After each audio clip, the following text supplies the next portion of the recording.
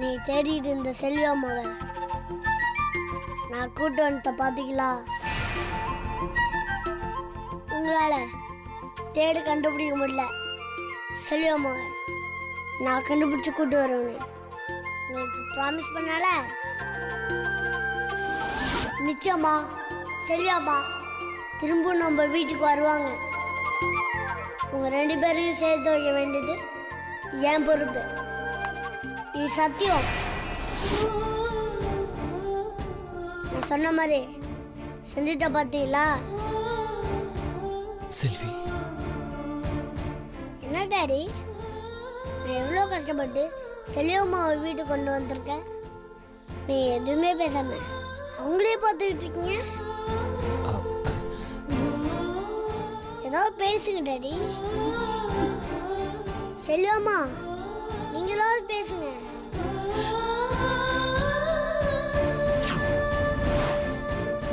D Ashwanth, என்னடாச்சு? என்னடா காலில் கட்டு?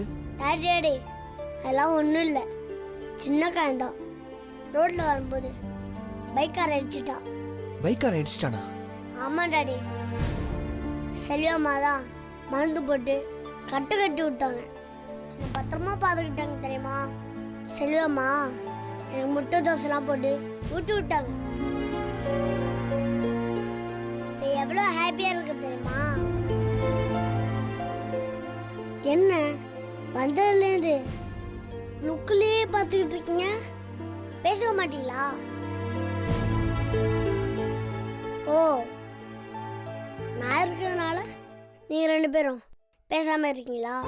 புரிஞ்சு போச்சு, புரிஞ்சு போச்சு. ரெடி, தனியாக போய் செல்வியம்மா ஃபோட்டோ பார்த்து அழுதுகிட்டு இருந்தீங்க. செல்வி, நீ எங்க இருக்க செல்வி?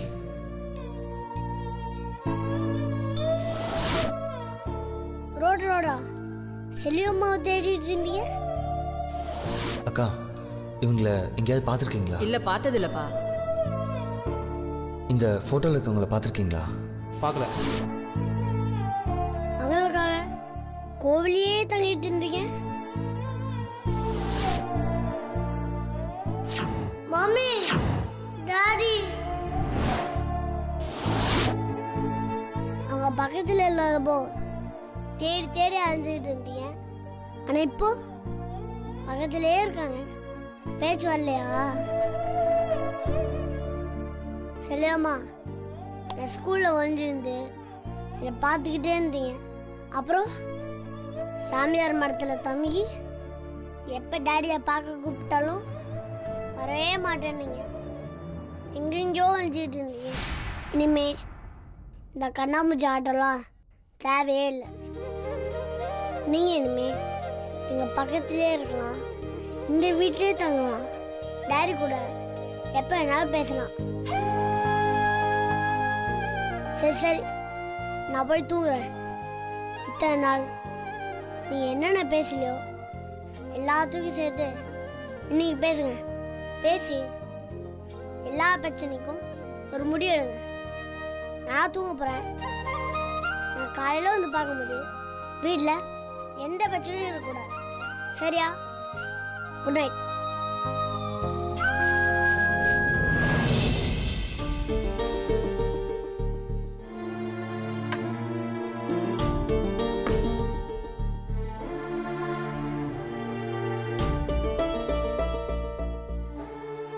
ஆன்ட்டி சொன்ன மாதிரி அம்மா சாப்பாட்டுல மயக்க மருந்து ஏதாவது கலந்து நம்மள தூக்கிட்டு போக போறாங்களோ?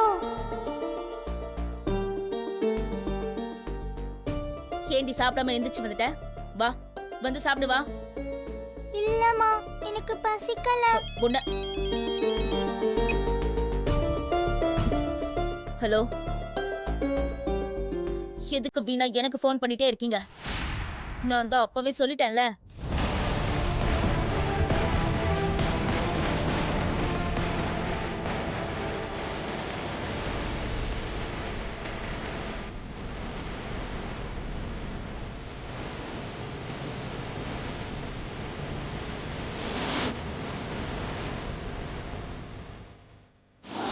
அந்த ரவுடி கிட்ட அம்மா நம்மள தான் பேசிட்டு இருக்காங்களோ? அப்புறம் ஒரு நிமிஷம், அஞ்சலி, டிஃபன் ஆறிட போகுது, எடுத்து சாப்பிடு. என்னடி அப்படி பார்த்துட்டு இருக்க?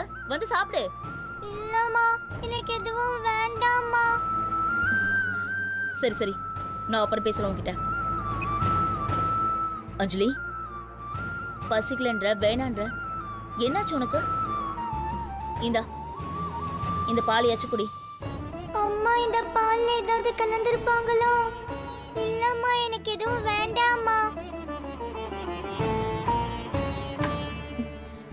அஞ்சலி, என்னாச்சு உனக்கு? ஏன் ஒரு மாதிரியாவே இருக்க? ஒன்னும் இல்லம்மா. எதையாவது பார்த்து பயந்துட்டியா? இல்லம்மா. அப்புறம் எதுக்கு உன் முகம்ல வேர்த்து இருக்கு?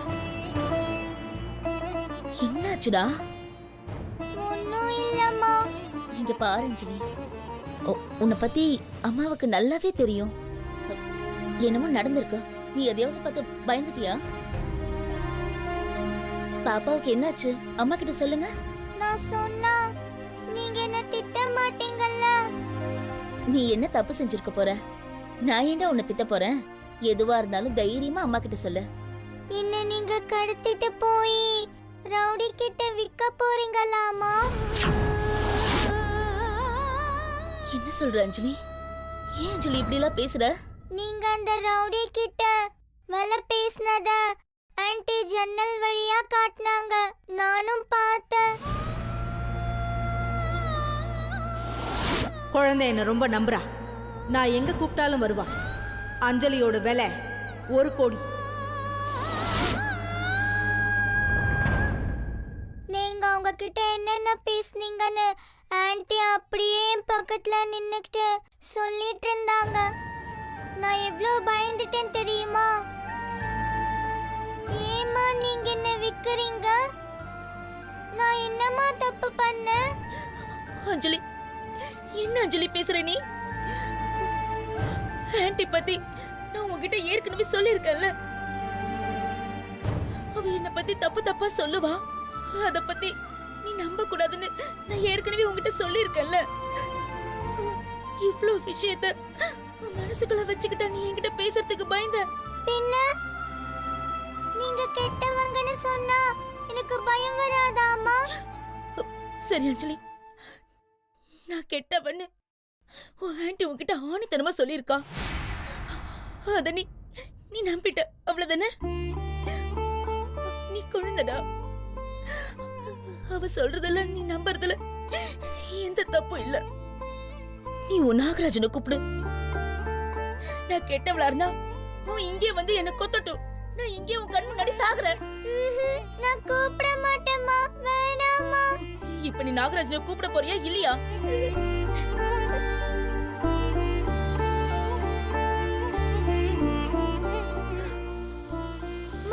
நாகராஜ் வந்துட்டாம்மா. வந்துட்டியா நாகராஜா? நீ எதுக்கு ஒரு தீர்ப்பு சொல்லு. அஞ்சலிக்கு என் மேல சந்தேகம் வந்துருச்சு.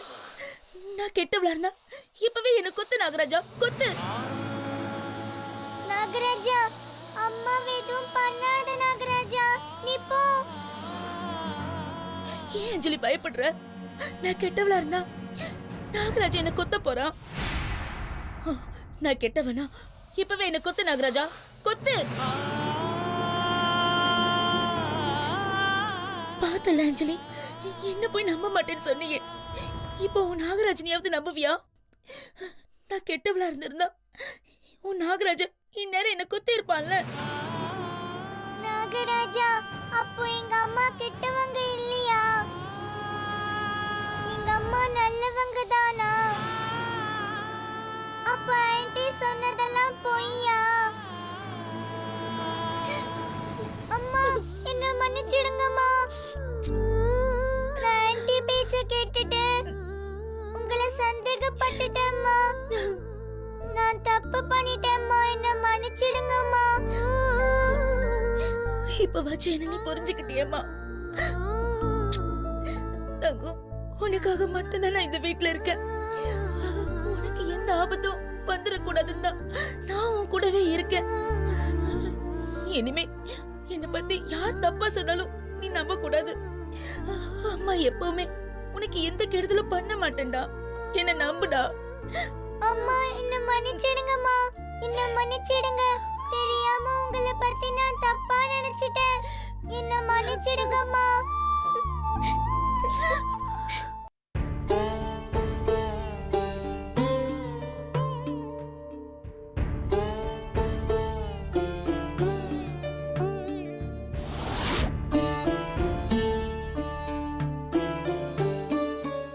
சாப்பிடு சந்தோஷ்.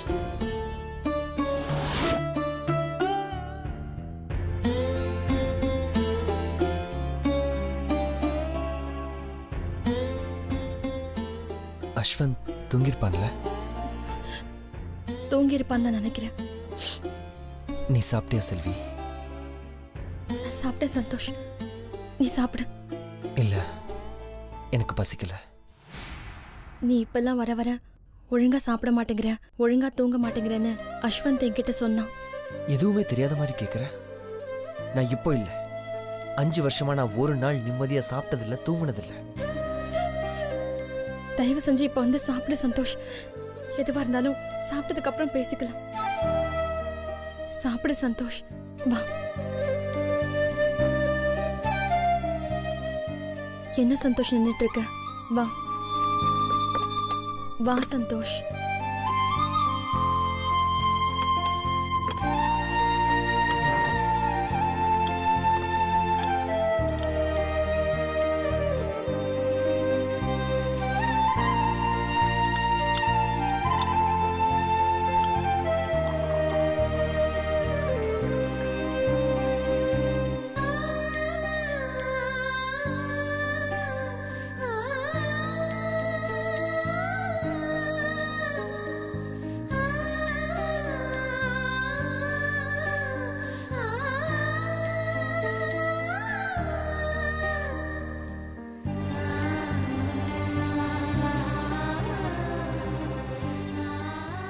ரொம்ப நாளைக்கு அப்புறம் நான் இன்னைக்கு தான் நிம்மதியாக சாப்பிட்டேன்.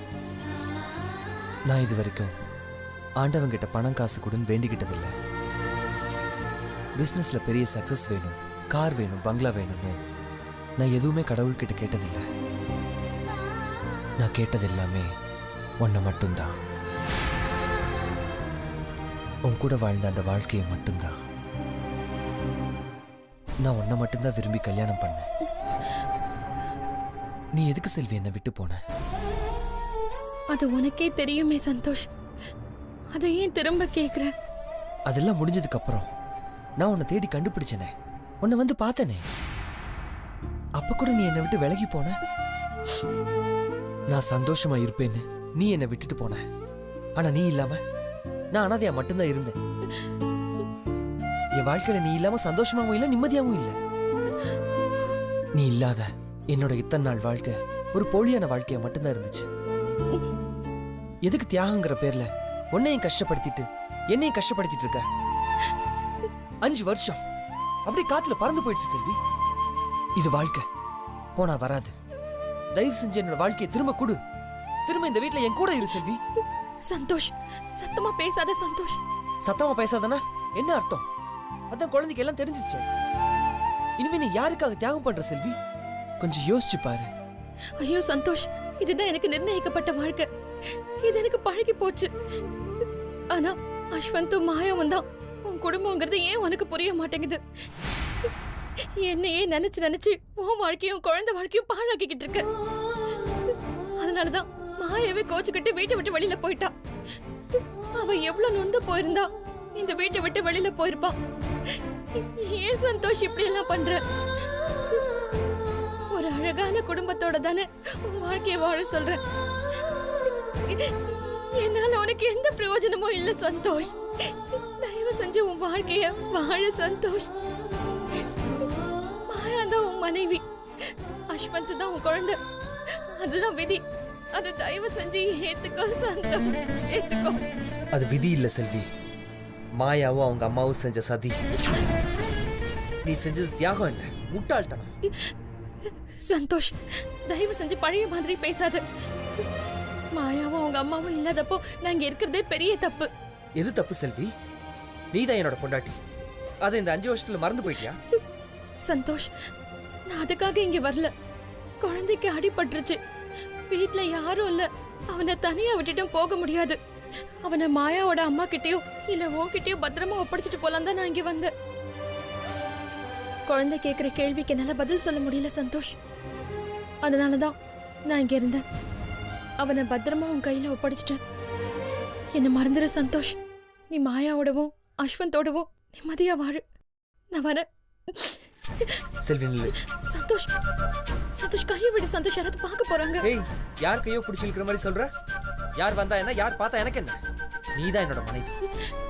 நீதான் அந்த வீட்டுக்கு முதலாளி. இனிமே நீ இங்கதான் இருக்கணும். நீ எங்கேயும் போக கூடாது செல்வி. ஐயோ, என்ன சந்தோஷ் நீ பேசுற? கையை விட போறியா இல்லையா நீ? செல்வி, நான் உன்னோட புருஷன், நீ என்னோட பொண்டாட்டி. இந்த உலகத்துல அதை யாராலும் மாத்த முடியாது.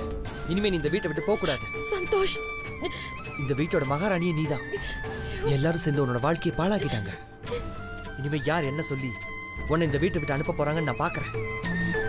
இனிமே நீ இந்த வீட்டை விட்டு எங்கேயும் போக கூடாது. நீ என் கூட தான் இருக்கணும் செல்வி. சந்தோஷ் சொன்னா கேளு சந்தோஷ். சொல்றத கையை விட கேளு. போறியா இல்லையா? இரு செல்வி, நீ என் கூட தான் இருக்கணும். என்ன சொல்றல சந்தோஷ் சொன்னா கேளு. நினைச்சேன்.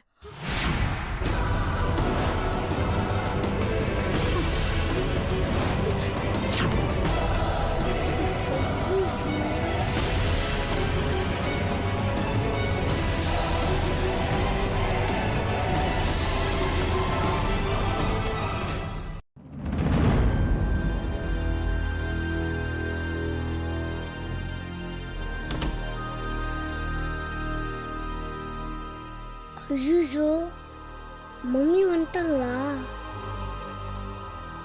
நான் போன அடுத்த நிமிஷமே நீ திரும்ப வீட்டுக்கு வந்து என் புருஷன் கூட வாழ பாப்பன்னு எனக்கு நல்லா தெரியும்டி. ஐயோ, அப்படிலாம் ஒண்ணும் இல்ல மாயா. என்ன அப்படிலாம் ஒண்ணும் இல்ல. அதான் கண்ணால பார்த்தேனே உன் கூத்த.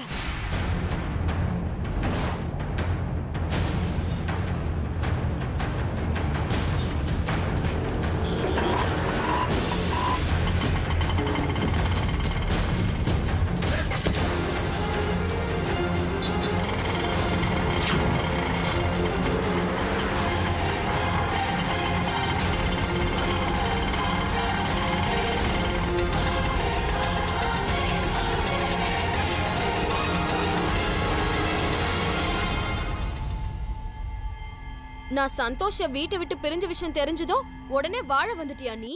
ஐயோ, சத்தியமா அந்த மாதிரிலாம் இல்ல மாயா. என்ன கேவலமான புத்திடி உனக்கு. ஏய், வாய் மூடு. சந்தோஷ், யார் யார கேவலமா பேசுறது? யார் யாருக்கு தெரியாம இந்த வீட்ல வந்து வாழ நினைக்கிறது? இந்த வீட்ல வாழ முழு உரிமை இருக்கிறவ இவ. என்னோட வாழ்றதுக்கு எந்த உரிமை இல்லாதவ நீ. நீ இவளை வீட்டை விட்டு வெளியே போக சொல்றியா? ஐயோ சந்தோஷ், அப்படி பேசாத சந்தோஷ். மாயா, நான் இங்க வேணும்னு வரல மாயா. அஸ்வந்தால தான் இங்க வந்தேன். என்ன நம்பு மாயா. ச்சீ, வாய மூடு, பேசாத. எத்தனை நாளைக்கு நீ என் குழந்தைய சாக்கா வச்சுக்கிட்டு சந்தோஷ ஸ்கூல்ல பாக்குறது கோவில்ல பாக்குறதுன்னு நாடகம் போட்டுட்டு இருக்க? என்ன மாயா இப்படி எல்லாம் பேசுற? இத்தனை வருஷம் நீ பட்ட கஷ்டம், நீ செஞ்ச தியாகம் எல்லாமே போதும் செல்வி.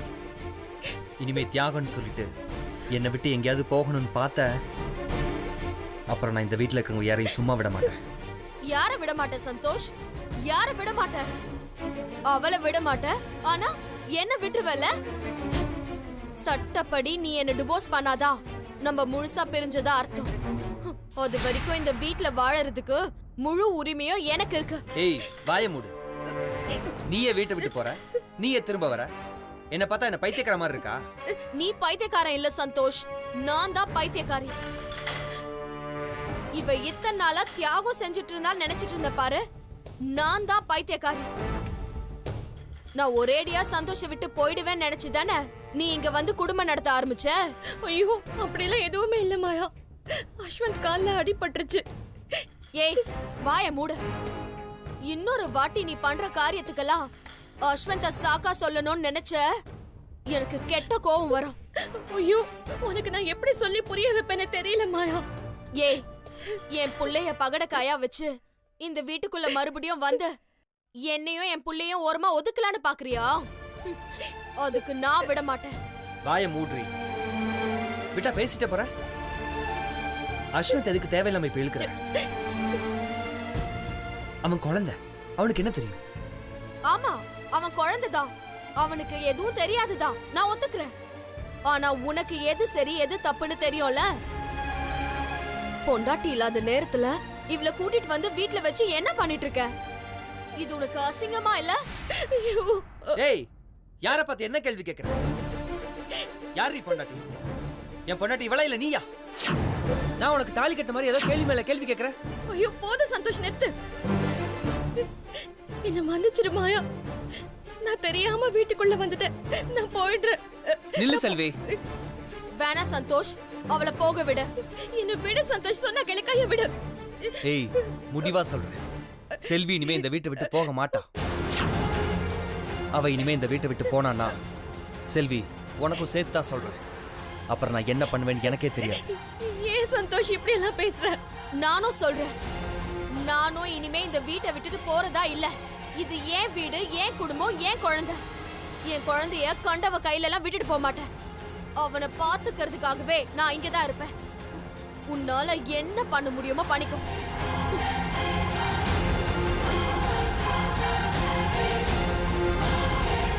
ஐயோ,